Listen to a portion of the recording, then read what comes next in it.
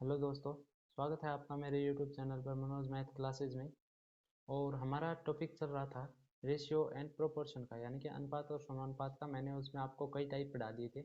आज हमारा ये नया टाइप है। इसमें देखिए, इस प्रकार के कई क्वेश्चन आते हैं जो हमें करने होते हैं। ठीक है, इस तो देखिए सवाल को पढ़िए आप। एक मेले की प्रवेश टिकट के मूल्य में 3:7 के अनुपात में यदि वृद्धि करके मेले में आने वाले लोगों की संख्या यदि 16:13 के अनुपात में कम हो गई तो कुल संकलन में किस अनुपात में वृद्धि या कमी होगी। तो यानी कि ये सवाल ये पूछना चाह रहा है कि यदि मतलब एक टिकट का मूल्य 3 है, ठीक है, तब तो क्या होता है कि 16 लोग आते हैं, ठीक है। और यदि उसका मूल्य बढ़ाकर यदि मैं 7 कर दूं, यानी 7 रुपये कर दूं, तो 13 लोग आते हैं। तो आप मुझे बताइए, यदि मैं टिकट का 3 रुपये रखूं और 16 मतलब कि ये आ जाए, तो मुझे वृद्धि मतलब कि फायदा किस में होगा। इस टिकट का मूल्य यदि 7 कर दूं और 13 लोग आए उसमें होगा, या टिकट का मूल्य 3 रुपये कर दूं या 16 होगा। तो देखिए इस प्रकार के सवालों में कैसे करते हैं। सबसे पहले देखो, हमारे पास दो रेशियो होंगे, एक तो होगा ओल्ड यानी पुराना, एक होगा न्यू, ठीक है। सबसे पहले देखो प्राइस। यदि पहले वाला प्राइस 3 था, जो कि अब बढ़कर हमने कर दिया 7, ठीक है। फिर बात आई विजिटर्स की, जो कि पहले 16 थे, जो कि क्या थे, पहले 16 थे, और अब हमारे पास आ गए 13। तो अब आप मुझे बताओ, यहाँ पर तो कितने रुपए आते थे, यहाँ पर रुपये आते थे 48, और यहाँ पर देखो 13×7=91, क्योंकि इन दोनों को गुणा करोगे। जैसे देखो, यदि एक टिकट का मूल्य 7 है, तो यदि हम 13 लोग हैं तो हमारे टोटल रुपये कितने होंगे, 91। यदि 3 रुपये की कोई टिकट है, एक एक व्यक्ति की टिकट 3 है, तो मतलब 3 रुपये है, तो अब ये बताओ 16 व्यक्ति हो गए, तो 16 व्यक्ति को कितनी टिकटें होंगी, कितने रुपए होंगे, टोटल 48, ठीक है। तो कितनी वृद्धि हुई, आप मुझे ये बताओ, वृद्धि कितनी हुई ये पूछ रहा है, समझ गए। तो वृद्धि आप देखो, 91 से 48 घटा दो, या 48 में कितना जोड़े कि 91 आ जाए, तो ये हमारा हो जाएगा 43, ठीक है। यानी कि इसमें क्या हुई है, 43 वृद्धि हुई। अनुपात में पूछ रहा है, अनुपात में वृद्धि या कमी पूछ रहा है, तो अनुपात में वृद्धि हुई है 43, ठीक है। तो हमारा ये आंसर होगा। आप दोबारा इस सवाल को समझने की कोशिश करना कि टिकट का मूल्य 3 था पहले, अब वो 7 हो गया। यदि पहले टिकट का मूल्य 3 था तब तो 16 लोग आते थे, लेकिन जब टिकट का मूल्य 7 हो गया तब 13 लोग आते हैं। तो इसमें वृद्धि हुई है या कमी, यानी कि ये बताना है कि इसमें अनुपात में कमी हुई है या वृद्धि, और किस अनुपात में हुई है वो बताना है, समझ गए।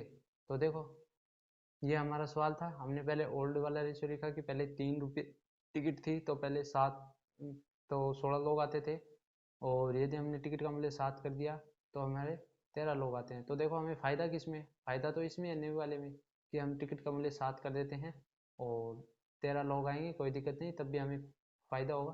और वो पूछ रहा है किस अनुपात में फ़ायदा होगा, किस अनुपात में कमी है। तो पहले 48 था, अब 91 हो रहा है, तो हमें 43 का फ़ायदा हो रहा है, यानी कि 43 है वो रुपये फालतू मिल रहे हैं हमें, समझ गए। तो ये सवाल ऐसे होगा। आपको देखना है प्राइस, फिर इन दोनों को गुणा भी करना है आपस में, ये देखना 13×7=91, फिर 16×3=48, ठीक है।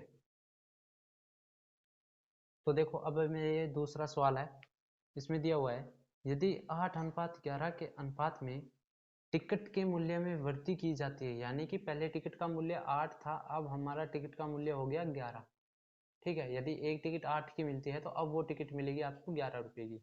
तो बेचे गए टिकटों की संख्या में, ठीक है, टिकटों की संख्या में, यानी कि जो खरीदेंगे, टिकटों की संख्या कौन खरीदेंगे, व्यक्ति खरीदेंगे। पहले 23 लोग खरीदते थे, अब कितने खरीदते हैं, 21। तो ये क्या आ गई, गिरावट आ गई 2 की, ठीक है। तो राजस्व में हुई वृद्धि क्या है, तो देखो इन्होंने मूल्य बढ़ाया, व्यक्ति की टिकट भी 2 कमाई, फिर भी इनको क्या हो रहा है, लाभ हो रहा है। तो अब वो पूछ रहा है कि वृद्धि क्या है, ठीक है। तो देखो, यदि टिकट के मूल्य में वृद्धि से पहले राजस्व 36,800 था, यानी कि पहले उनको 36,800 मिलता था, अब उनको कितना मिल रहा है और कितना बढ़ गया, यानी कि 36,800 से कितना बढ़ गया वो, ठीक है, ये हमें पता करना है। तो देखो, पहले आप देखो हमारे पास ओल्ड और न्यू के दो रेशियो बनेंगे, ठीक है। एक का होगा प्राइस। अब देखो प्राइस पहले ओल्ड वाले का था 8 रुपया, अब उसका बढ़ा के हमने कर दिया 11। अब जो टिकटों की संख्या यानी कि नंबर्स, पहले 23 टिकट बिकती थी, अब हमारे पास 21 टिकट बिक रही हैं, ठीक है। तो अब हमें बताइए, इन दोनों को मैंने आपको बताया था इन दोनों को गुणा करना पड़ेगा, तो 23 8 गुणा करोगे तो आप कितना आएगा, 184 आएगा, ठीक है। यहाँ पर देखना आप कितना आएगा, 132, ठीक है। अब देखो ये 184 यानी कि 184 रुपये मिल रहे हैं इनको, ठीक है। ओल्ड वाले में यानी कि टिकट का यदि हम 8 रुपये रखें और 23 टिकट बिकती है तो हमें इतने रुपये मिलते हैं 184, लेकिन वास्तव में इन्हें कितना मिलता है, वास्तव में देखो, वास्तव में तो इन्हें 36,800 रुपये मिल रहे हैं। वास्तव में क्या मिल रहे हैं, 36,800 रुपये। अब ये बताओ ये इसका कितना गुना है, यानी कि 184 का ये कितना गुना है, ठीक है। तो आप इसका 184 में 2 का भाग दे के देखो, 18 दूनी 36 हो गए, 4 दूनी 8 हो गए, यानी कि 200 गुना है। तो अब आपको मैंने बताया था कि अनुपात तो सेम चलता है, तो इसका भी 200 गुना करो आप, तो इसका 200 गुना करोगे तो कितना आएगा, 2 जीरो तो है, 2 6 4, ठीक है। इसमें 46,200 रुपये मिल रहे हैं। अब ये पूछ रहा है कि वृद्धि यानी कि वृद्धि क्या हुई है, कितने की वृद्धि हुई है, तो 36,000 तो यहाँ पर थे रुपये और 36,000 तो इसमें मिक्स हैं, लेकिन इसमें और बढ़ गए, तो कितने बढ़े वो बताने हैं। तो इन दोनों का क्या देखना है, हमें अंतर देखना है। इन दोनों का अंतर देखो आप कितना हो गया, इन दोनों का अंतर हो गया 9,400 रुपये, ठीक है। इनका अंतर हो गया 9,400 रुपये। एक तो आप इस तरह से काट सकते हो, इस तरह से नहीं काटो तो आप देखो तरीका तो वही रहेगा सेम, लेकिन इन दोनों में हमने क्या किया कि ये तो पूरा सॉल्व करने के बाद हमने यहाँ पर अंतर निकाला इन दोनों का, लेकिन इस बार क्या करना है कि हम इन दोनों का अंतर निकालते हैं। तो देखो इन दोनों का अंतर हमारे पास कितना आया, 47, ठीक है। तो अब आपको क्या करना है, 36,800 में तो पहले ये देखना है कि ये इसका कितना गुना है, यानी कि 184 में भाग देते हैं, ठीक है। तब तो हमें पता चलेगा एक का, क्या पता चलेगा, एक का पता चलेगा। कैसे देखो, यदि 184 के बराबर 36,800 हो गए, तो यदि मैं यहाँ पर एक लगाऊंगा तो एक के बराबर 36,800 बराबर 184 हो गई। लेकिन अब देखो यहाँ पर क्या कह रहा है, ये 47 वृद्धि हुई है, अंतर देखना है हमें। तो अब ये नहीं करना कि आपको 231 से इसको गुणा कर देना, नहीं, 231 से गुणा करोगे तो आपका ये 46,200 आएगा। फिर से आप इन दोनों का, लेकिन शॉर्ट तरीके से देखो, आप पहले इसको छोटा कर लो कि आपने पहले ही अंतर निकाल लिया, ठीक है। तो अब आप इसको 47 से गुणा कर दो तो भी आपका मान क्या आएगा, करके देख लेना। ये एक होता है, ये दो, दो बार कटता है, तो देखो 7 दूनी 14, 4 दूनी 8 और एक 9, ठीक है। 9,400 रुपये क्या हो गए, हमारा आंसर हो गया। अब चलिए अब हम चलते हैं अपने नेक्स्ट सवाल की ओर। तो देखो ये हमारा तीसरा सवाल है, आप इसको भी समझने की कोशिश करना कि ये सवाल कैसे किया जाता है। पहले आप इस सवाल को पढ़ो कि इस सवाल में क्या क्या दिया हुआ है। आपको दिया हुआ है ए और बी के जो वेतन के योग है और वेतन के जो अंतर का अनुपात है वो 11:1 है, ठीक है। बी और सी के वेतन का योग और अंतर क्या है, 11:1 है, यानी ये तो योग है और ये उनका क्या है, अंतर है।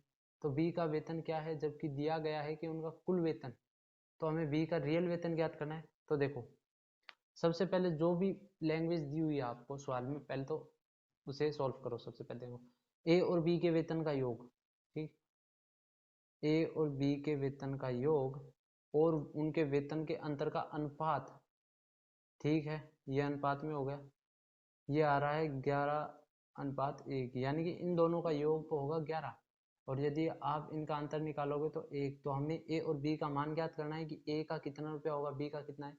तो आप क्या करोगे, इसको ऊपर से गुणा कर दो, यानी कि वज्र गुणन कर दो आप इनका। तो देखो ए प्लस बी, 11 से गुणा करोगे तो 11 ए माइनस 11 बी। अब देखना ए को एक तरफ कर लो, बी को एक तरफ कर लो, बी वाला इधर लिया हो आप, ये प्लस का आ गया, और इधर ए को लिया हो, ये माइनस का आ गया, तो ये हमारे पास बचा 10a और ये बचा हमारे पास 12b। तो आप क्या करो, b को इधर ले आओ, 10 को इधर ले आओ, ठीक है, a बटा b आ गया, 2 6 12, 2 5 10। अब आप देखो a का मान 6 है, b का मान 5 है, यानी कि a की आय 6 है और b की आय क्या है 5। तो इन दोनों की आय मिलकर कितनी होती है 11। देख लो 6 और 5 क्या हो गई 11। और इन दोनों का अंतर देखना आप, 6 में से 5 गया तो 1, इन दोनों का अंतर आ गया। इसी प्रकार हमारे पास देखो जो सेकंड लाइन थी ना, b और c के वेतन का योग और अंतर 11:1 है। तो ठीक है, आप करो कि b और c और b माइनस सी 11:1 है। तो इसी प्रकार हमारे पास जो भी होगा, यानी कि b का मान तो देखो क्या है और c का मान क्या है, तो आप इस सवाल में निकाल सकते हो। ठीक है, निकालो आप। तो इसको आप वज्र गुण करो आपस में, ठीक है। b प्लस सी बराबर 11b माइनस 11c, c को एक तरफ करो, ये c पहले से, ये इधर आएगा प्लस 12c, 11b, ये इधर आएगा माइनस का b, ये हो गया 10b, ये होगा 12c। ठीक है, b और c का मान निकालना है।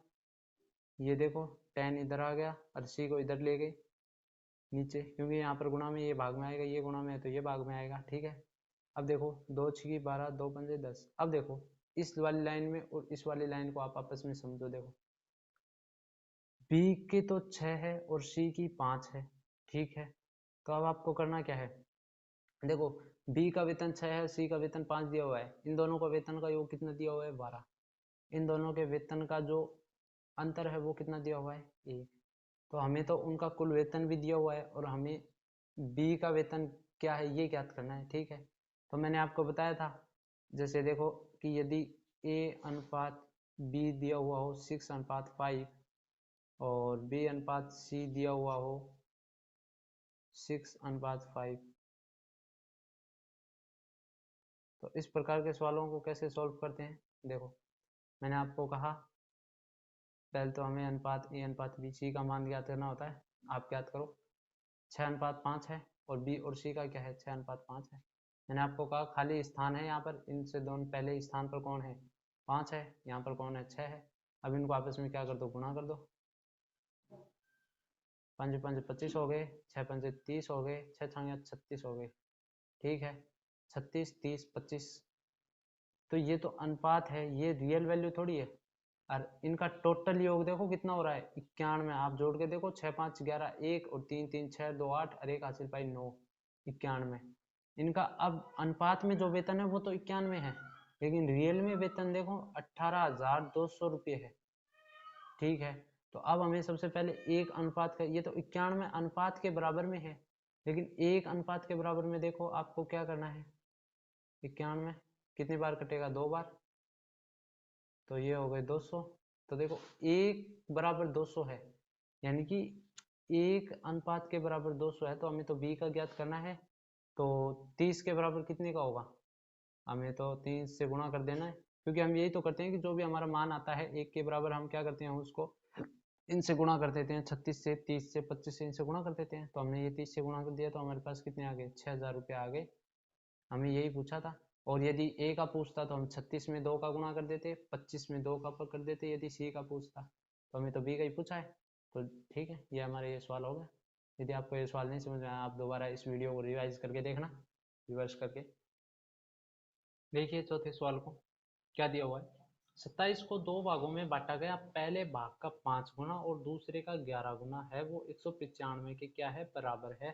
पहला और दूसरा भाग हमें क्या करना है ज्ञात करना है। ठीक है, तो हम देखो 27 दिया हुआ है हमें, इसको 2 भागों में बांटना है। आप ले लीजिए एक भाग ए और दूसरा भाग ले लीजिए बी। ठीक है, ए और बी ले लिया हमने। अब देखो ये क्या कह रहा है, पहले भाग का 5 गुना दूसरे भाग का 11 गुना किसके बराबर है 195 के बराबर है। लेकिन हम तो ये जानते हैं ना कि ए और बी है वो टोटल 27 है, यानी कि ए और बी का जो योग है वो तो टोटल 27 है, क्योंकि 27 को 2 भागों में बटा है तो 27 का एक भाग ये हो गया, एक भाग ये हो गया। ठीक है, हमें पता नहीं कि ये 15 हो सकता है, ये 12 हो सकता है, ये 12 हो सकता है, ये 15 हो सकता है, या जो भी, ये 20 हो सकता है, ये 7 हो सकता है, ये 7 20 हो सकता है। तो हमें इस प्रकार तो टोटल तो योग 27 आने वाला। अब हम क्या करेंगे, इसमें घटाएंगे, लेकिन आप देखो ये यहाँ पर 5 है तो 5 से गुणा कर देंगे, 5a 5b और 27 पंजे 135। ठीक है, इसको हम घटा देंगे। अब ये वाला हट गया, आप देखना इसको ही हमने 5 से गुणा किया, क्यों किया, क्योंकि हमें एक पद हटाना था ए वाला।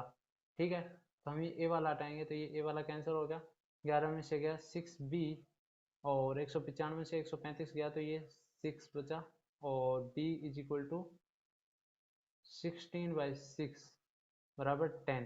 देखो अब b का मान देखो, यानी कि एक संख्या हमारे पास 10 हो गई तो दूसरी संख्या ऐसी क्या लें कि हमारे पास 27 आ जाए, तो आप 17। जैसे देखो ए तो हमारे पास हो गई 17 और बी हो गई हमारे पास टोटल 10, और अब हम इन दोनों का योग भी देख लो, योग भी क्या आएगा, 27 ही आएगा।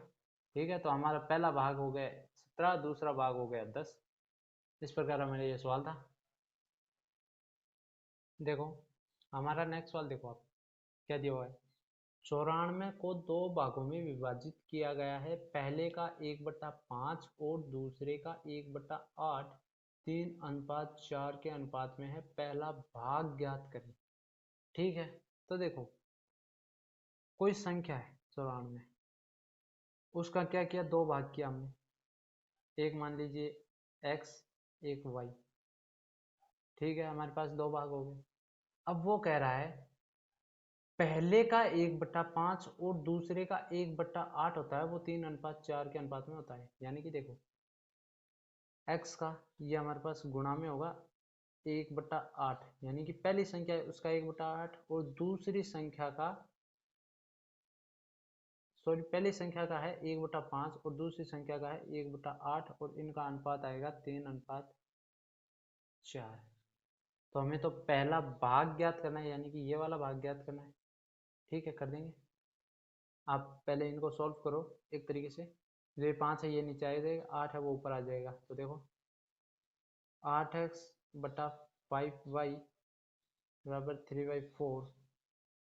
अब आप करो इनको वज्र गुणन आपस में, एक्स वाई का करोगे तो देखो 8 चौक क्या हो गए 32 हो गए और 5 3 क्या हो गए 15 हो गए।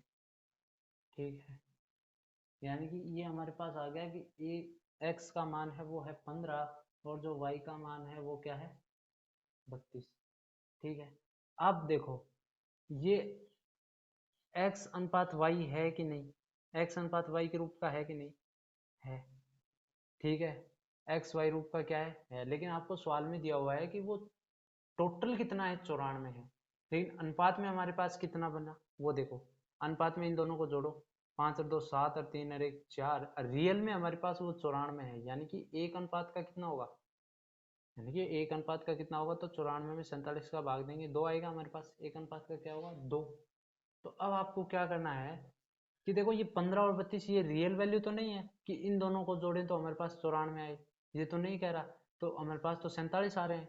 तो हम क्या करेंगे 94 में 47 का भाग देंगे तो हमें पता चलेगा कि हमें कितना गुना करना है इनका कि हमारे पास 94 आ जाए। ठीक है, 1 बराबर 2 आया, इसका मतलब हमें x और y, यानी कि x को 2 गुना करना है और 32 को भी 2 गुना करना है। ठीक है, आप इनको 2 गुना करो, 15 दूनी 30, 32 दूनी 64, 64 और 30 कितनी होगी 94। ए का हिस्सा देखो, यानी कि जो भी पहले वाले का हिस्सा है वो है 30 और दूसरे वाले का हिस्सा है वो है 64। ठीक है, ये x का हिस्सा 30 है और y का हिस्सा क्या है 64।